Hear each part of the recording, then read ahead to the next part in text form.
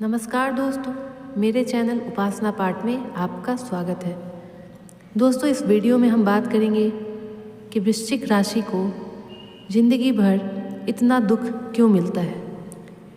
वृश्चिक राशि आप एक जल तत्व राशि है, सबको ठंडक प्रदान करने वाली राशि है।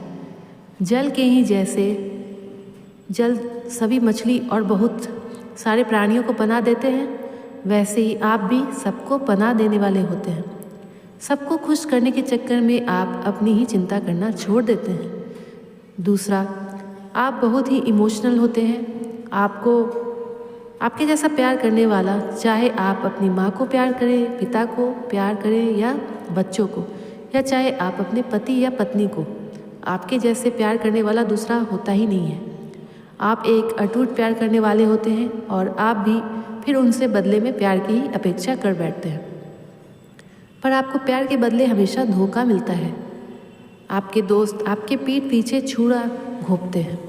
आप उन्हें अपना सब कुछ इतना न्यौछावर कर देते हैं तो उन्हें लगता है ये तो सीधा साधा है, मूर्ख है। पर आप मूर्ख नहीं होते, बस आप उनकी तरह चालाक नहीं होते। इसलिए आपके दोस्त बस आपका फ़ायदा उठाने में ही रह जाते हैं। आपको दोस्त भी बहुत कम ही मिलते हैं क्योंकि आपको बनावटीपन बिल्कुल भी पसंद नहीं होता। आप अच्छी तरह से भी परख लेते हैं कि यह दोस्त वाकई में सच्चा है या नहीं। आपके दोस्त होते हैं, लेकिन एक वो भी बहुत ही सच्चे, तभी आप उनसे दोस्ती करते हैं। तीसरा है आपके दुख का कारण, आप बहुत ही निर्दोष होते हैं। आप इतने निर्दोष होते हैं कि लोग आपके साथ छल भी करें तो आपको समझ ही नहीं आता है कि आपके साथ छल हो रहा है। आप सबको अपने जैसा ही समझ लेते हैं। आपको बेकार ही बदनाम किया जाता है कि आप बिच्छू जैसे डंक मारते हैं। हाँ, बिच्छू जैसे तो होते हैं, तो क्या बिच्छू अगर शांत है, आप उससे कुछ ना करें तो क्या वह डंक मारेगा? नहीं ना। वैसे ही आप भी तब तक किसी परवाह नहीं करते जब तक आपको बहुत बार सताया ना जाए। लोग आपके दोस्त ही, आपके अपने परिवार वाले ही आपको इमोशनल फूल बनाते हैं। फिर वही बोलते हैं कि या तो बहुत घमंडी है। पहले तो वही आपको इस सिचुएशन में लाकर खड़ा कर देते हैं कि आप उनकी बातों को भूलें नहीं। फिर वही कहते हैं कि ये तो बदला लेने वाला है, घमंडी है। आपके निर्दोषपन का हर जगह फ़ायदा ही उठाया जाता है। तीसरा कारण है, आपको जब बहुत ज़्यादा ठेस पहुंचाया जाता है तो आप माफ़ नहीं करते हैं। हाँ बिल्कुल, आपको बार बार कोई फालतू में तंग करे तो क्या आप उसे माफ़ करेंगे? आप उनकी सारी बातों को याद तो रखेंगे ही जिनकी वजह से आप इतने परेशान हुए हैं। माफ़ नहीं करने की वजह से आप अपने मन में बदले की भावना रखते हैं, जिसकी वजह से आप हमेशा परेशान रहते हैं। लेकिन याद रखिए, आप अगर उनको माफ़ नहीं करते तो आप ही परेशान रहते हैं। वो तो आराम से हंस रहा है, खेल रहा है।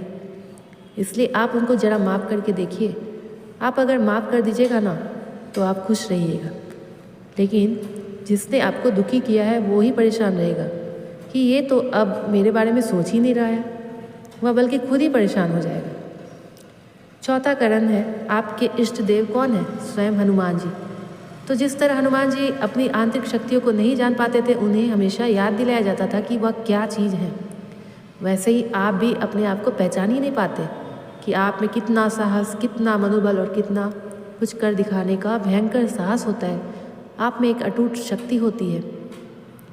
आप अपने जल्दबाजी में आने के कारण सबको छोड़ना भी चाहते हैं, लेकिन आप में इतना साहस होता है कि आप किसी काम को करने की ठान लें तो आप उस काम को मंजिल तक पहुंचाने का बल रखते हैं। लोग आपके इन्हीं गुणों को देखकर आपसे ईर्ष्या भी करने लगते हैं, क्योंकि आप बहुत मेहनती भी होते हैं। तो आपसे जलने वाले ये सोचते हैं कि यह तो सब कुछ कर ही लेगा, और इसलिए आपके खिलाफ षड्यंत्र भी रचने लगते हैं।